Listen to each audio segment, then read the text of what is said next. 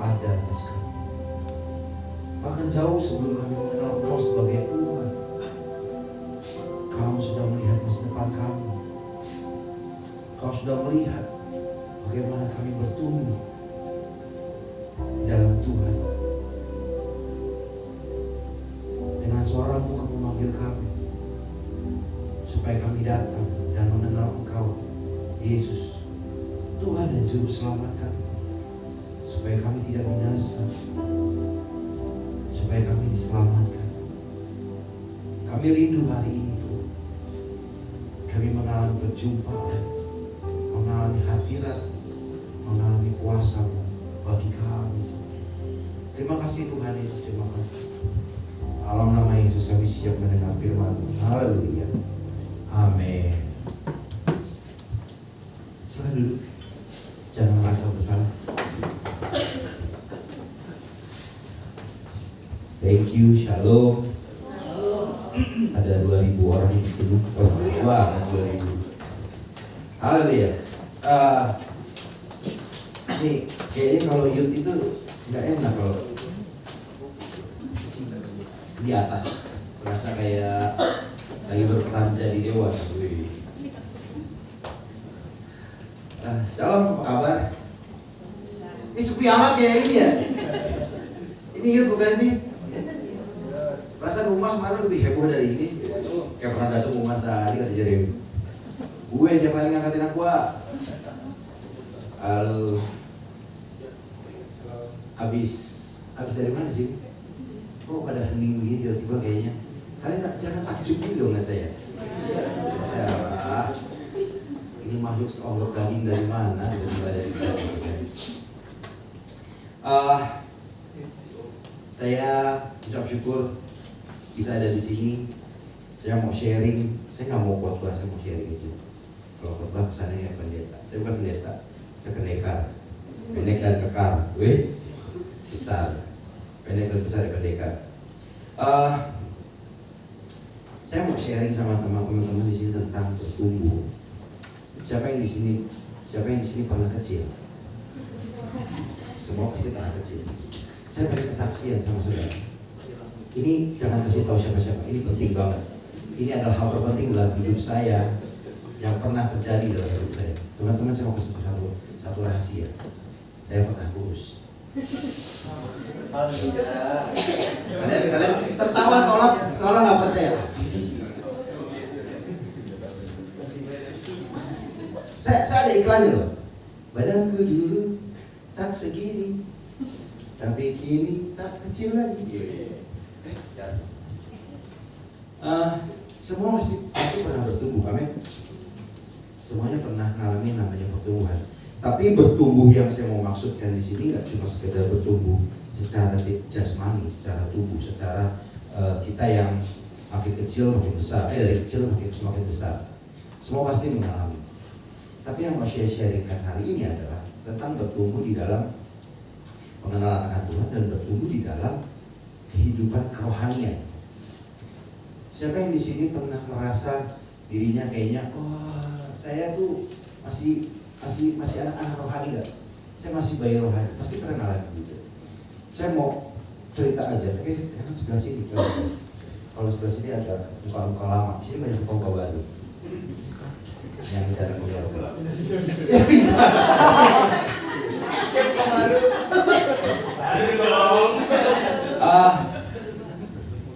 Teman-teman, saya pelayanan di youth ini, iya benar, di youth itu udah sekitar dari tahun 2002 sampai sekarang. Saya pelayanan dari masa-masa awalnya 98 lah pertama kali di youth, gitu, datang youth, melihat dan mengalami pertobatan, dibaptis, percaya Tuhan, dan melihat bahwa, pelayan-pelayan rohani itu keren banget. Kayak makhluk-makhluk kudus dari mana ini datang dari surga tiba-tiba diciptakan Tuhan untuk turun ke bumi, gitu kan? Mungkin kalian pernah ketemu yang namanya Sidney Mohede. Oh, itu idol saya banget. Gila, makhluk Tuhan dari mana ini? Malaikat dari mana yang Tuhan kirimkan ke sini? Terus kalian mungkin pernah ngelihat waktu Zaman-zaman kalian lihat sampai Pak Niko dulu tuh, Pak Niko dulu masih muda banget. 20 tahun lalu tuh berapa ya? Masih 40 tahunan gitu. Wah tuh masih energik banget nyanyi. Ini kuasanya. Terus mungkin ada lagi yang namanya Benny Hill. Terus ada lagi yang banyak hamba-hamba Tuhan yang dipakai Tuhan luar biasa. Kayak Riku Masih. Tenang aja. Oh iya. Jangan disinggung. Kesian. Terpaparin ini. Ngapain panggil saya? Mau ikut deh. Banyak hamba Tuhan yang dipakai luar biasa. Frankie si Hobi. Terus ada lagi dulu namanya Genbi. Ada lagi yang namanya Kemi Mandi. Saya ngeliatin mereka pernah yang luar biasa banget dipakai sama Tuhan. Saya dulu pengen jadi WL sudah. Saya bilang itu Tuhan saya pengen jadi WL. Tapi setelah saya tahu udah pernah jadi WL, saya bilang Tuhan saya pengen jadi WL. Ternyata lutut saya nggak sekuat itu tuh. Gemeteran. Dulu saya nyanyi itu, aduh. Saudara, atau Giant yang di Doraemon, masih bagusan Giant. Giant mungkin fals. Kalau saya udah fals hancur, ancaman kunci lagi. Dan itu benar-benar ngalamin yang namanya proses di mana saya nggak tahu apa-apa tentang pelayanan, dunia pelayanan, nggak ngerti apa-apa. Tapi Tuhan mau bawa setiap saya, kehidupan saya itu akhirnya berubah. Saya mau sharing satu ayat aja. Di Efesus 4 ayatnya yang ke-15. Masuk ayat yang muncul. Dia udah connect langsung. Tahu dia langsung tahu, ini ayat ini tahu nih baca kitabnya rajin. Haleluya. Jangan bilang Iris. Gak main pakai ini dong, pakai koleksi dong. Ya kita baca sama-sama. 2, 3. Tapi dengan teguh berpegang kepada kebenaran dan kasih kita bertumbuh menjadi segala hal kepada Dia, Kristus yang adalah kepala. Tetapi dengan teguh berpegang pada kebenaran dalam kasih kita temanya hari itu tentang bertumbuh. Pertanyaannya gini, apakah kita sedang mengalami pertumbuhan? Atau kita cuma gitu-gitu aja? Di ayat yang ke-11, sebentar saya cek, benar gak 11? Nah ini, ayat yang ke-11 itu menarik saudara. Dan ialah itu di sini adalah Roh Kudus, ialah Allah, Tuhan yang memberikan baik rasul-rasul maupun nabi-nabi, baik pemberita-pemberita Injil maupun gembala-gembala dan pengajar-pengajar. Di 12-nya untuk memperlengkapi orang-orang kudus bagi pekerjaan pelayanan. Saya dulu tuh cita-cita pengen jadi pelayan Tuhan, keren banget. Gara-gara pas abis bertobat ngalamin bertobat, gue kira-kira mati orang-orang yang melayani Tuhan tuh kayaknya amazing banget. Hidupnya kayaknya kudus banget, rohani banget. Saya langsung pengen, Tuhan saya pengen jadi orang kayak gitu. Namanya baru bertobat ya, baru berapi-api. Semangat banget cinta Tuhan. Baca Alkitab tiap hari, nggak pernah lepas. Orang baca Alkitab dari Kejadian sampai Wahyu itu mungkin berbulan-bulan.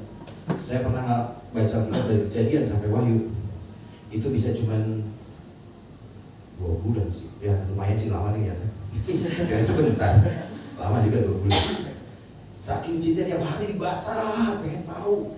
Bahkan kalau ada yang seru ceritanya saya ulang-ulang.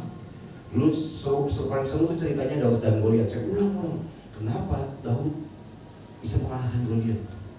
Diulang-ulang, penasaran. Terus ada yang cerita yang seru lagi tuh yang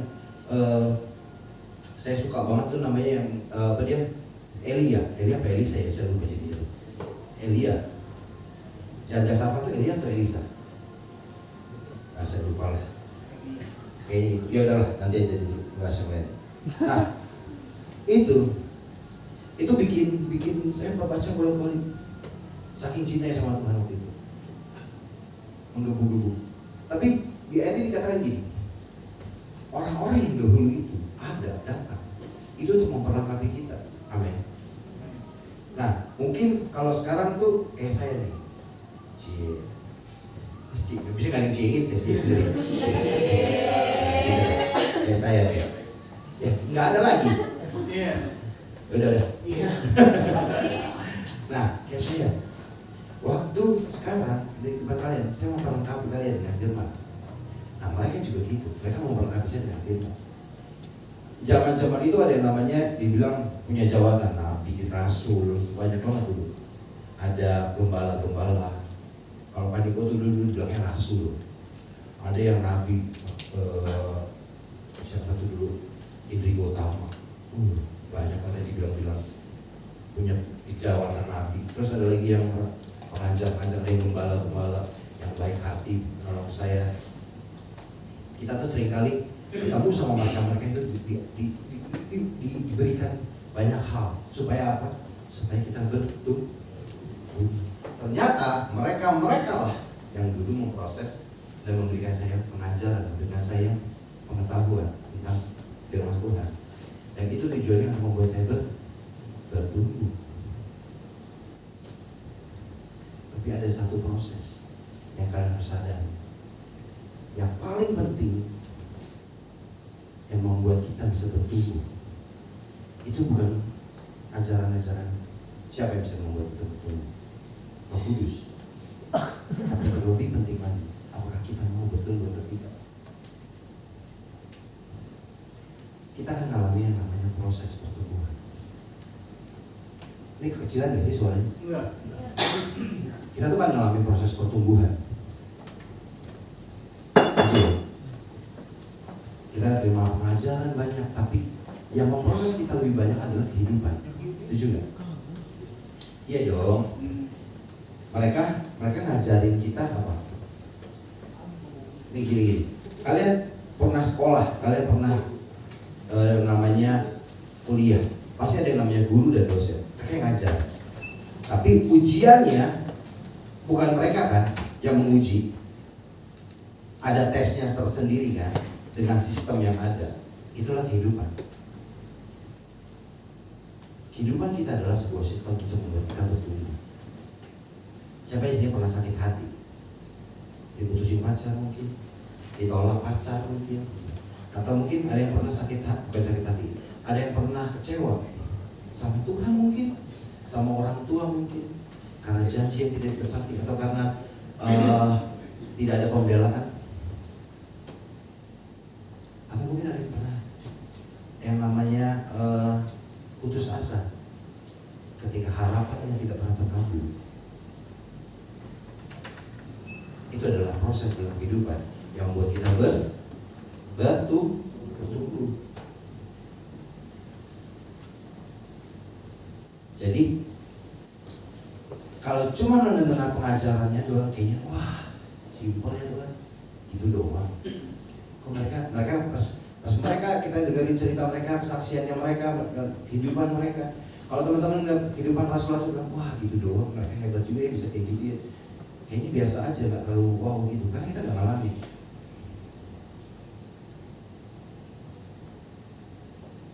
Mungkin buat kita gini, bertahan hidup selama seminggu itu wah wajar lah, gampang-gampang aja. Tapi bagi yang nggak punya uang sama sekali, mungkin ketika dia bilang gitu, saya berhasil bertahan hidup selama 1 minggu tanpa makan, tanpa minum. Saya nggak punya uang apa-apa, tapi Tuhan kasih saya pelihara hidup sampai saat ini.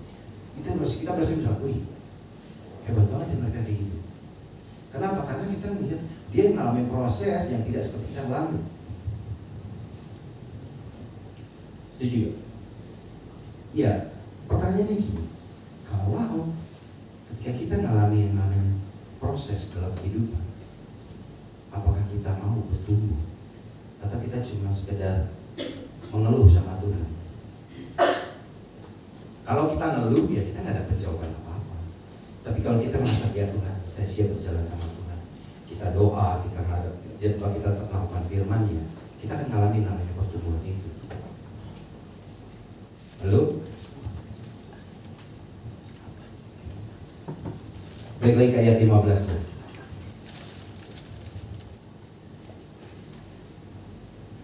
Tetapi dengan teguh berpegang kepada kebenaran di dalam kasih. Yang kita berpegang kepada kebenaran itu firman Tuhan. Kuncinya kita mau nggak berpegang sama firman Tuhan untuk bertumbuh. Yang kedua,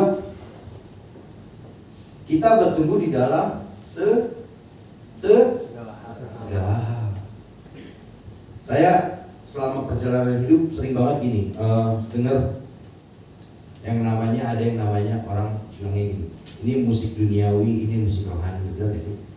Ini orang duniawi, ini orang rohani. Biasanya yang kerjanya di gereja itu orang rohaniawan. Yang kerjanya di luar gereja itu yang orang duniawiwan. Duniawan. Ya, enak banget duniawan. Apa sih lah itu namanya? Orang-orang yang kerja di luar. Jadi kadang kita seringkali memisah-misahkan. Ini orang dunia, ini orang rohani. Kalau orang rohani itu hebat banget, suci banget. Enggak. Setelah perjalanan saya melayani Tuhan bertahun-tahun, orang dunia, orang rohani sama baik, sama aja. Gue pikirnya dulu orang rohani itu nggak bisa jatuh dalam dosa. Mereka terlalu kudus hidupnya, bahkan dosa pun takut menyentuhnya. Ternyata sama aja, masih aja. Masa jauh-jauh saya dulu waktu pelayanan juga masih kadang mikirin yang aneh-aneh gitu. Kadang pengen berbuat jahat juga, disenggol dikit masih tetap pengen mukulin orang juga. Dipukulin orang masih pengen balas, meskipun nggak bisa tapi pengen. Untuk mengampuni orang, emang dulu semudah itu enggak. Ada pernah kesal sama orang, Tuhan udah ampuni aja. Ya kayak gini enaknya sih sebelum diampuni kasih hadiah Tuhan. Kita beri. Kita kasih persembahan kasih dari saya.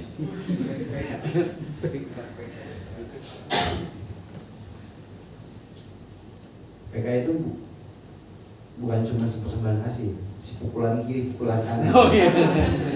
Pukulan kiri kanan. PKK, pukulan kiri kanan. Tapi gitu. Tadi saya ngeliat juga ternyata banyak hamba Tuhan yang bisa aja jatuh dalam dosa. Jadi jangan pernah berpikir bahwa kalau orang-orang rohani itu nggak bakal kebal yang sama dosa. Enggak. Atau mungkin musik dunia, musik rohani, enggak, sama aja. Musik is musik. Cuma masalahnya gini, ketika kita mendengarkan ke apa? Iya nggak sih? Kan nggak mungkin saking anti sama musik dunia nembak pasangannya nyanyi lagunya. Memandang wajahmu, lagunya rohani banget. Layunya pakai itu. Mengikuti kemanapun kau pergi. Maksa gitu ya. Saking nggak mau pakai lagu dunia, merayunya. Nah, lagu Islam, musik Yesus, fungsinya buat apa? Buat apa? Tapi memang ada musik-musik yang sudah dipersembahkan sama iblis. Nah, itulah yang sebisa mungkin kita hindari. Yang artinya, yang pengertian di dalamnya, makna-makna di dalamnya itu sudah ada, ya apa ya kalau aku bilang, makna-makna ganda. Yang biasanya kalau kita dengerin makin lama kita akan terpengaruh. Itu yang berbahaya. Pengaruhnya buat kita tuh apa? Ya dong. Jadi kayak kita kan sering bilang gini, musik itu kan musik dunia Pak, sama aja. Sekarang pertanyaannya gitu, itu buat apa? Kan ada tuh lagu-lagu yang makna-maknanya kita kadang nggak ngerti apa sih dulu tuh yang terkenal Aserehe. Iya, seru aja, asik joget-joget. Makna di dalamnya itu kan kita nggak ada yang tahu.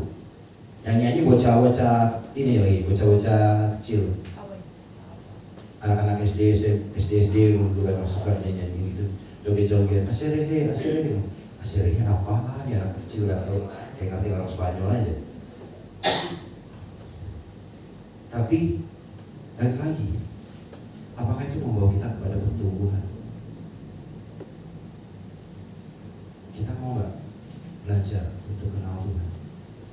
Kok dulu banyak lagi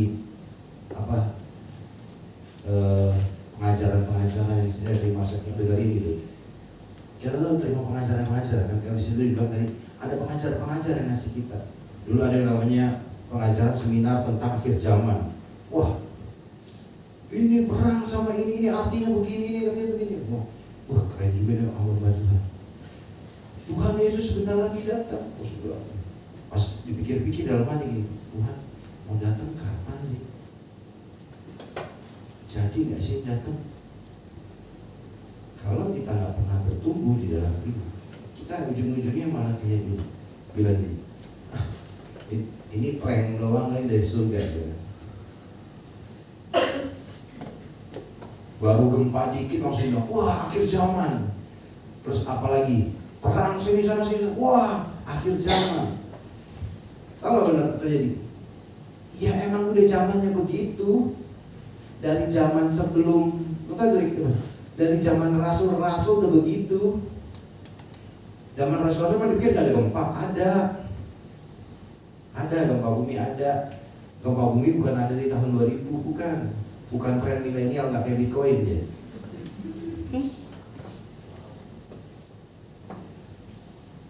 Rasul-rasul nggak ngerti Bitcoin ini dulu belum ada. Tapi gempa masih tahu ada. Politiknya tahu, dan zaman dulu ada politik bermasalah kayak begini. Korupsi, emang kamu pikir korupsi baru ada ntar? Wah, ini namanya korupsi itu baru ada di tahun 1998 kemarin tuh semenjak Soeharto diturunkan. Ya enggak lah. Aduh, cepet banget lagi. Dan nggak bisa. Ini gila kan? Pertumbuhan kita. Tadi sampai mana? Bingung kan? Pertumbuhan kita itu iya bukan ini kenapa sih iya ya nggak ngobrol di sini. Benar, AI itu sangat membantu, tapi kadang juga ngeselin. Nggak diajak ngomong tiba-tiba nimbrung kan, jadi lupa sampai mana. Pertumbuhan kita itu sangat penting adalah putusan kita mau bertumbuh apa enggak. Nah, kalau ini mana saya bertumbuh? Tuhan mau kita berbuah, iya benar.